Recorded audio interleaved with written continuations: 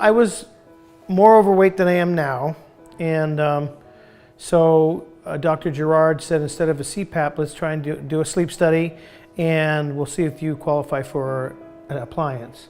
And so I went and did the sleep study, and it wasn't bad, but it was enough that I needed to make a difference in how I slept, because I woke up 4 or 5 times a night, and I was snoring really bad. And so I got it, and there's little things you can adjust it with and make it better. And so I did that, and I got it to a point now that when I sleep, I didn't even notice that it was in. I slept all night long.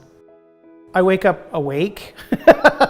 I'm awake. I'm not tired when I get up. I can actually spend the whole day without taking a nap. And most of the time I was so tired by the middle of the day that I actually would fall asleep in my chair. And when I drove, I was tired.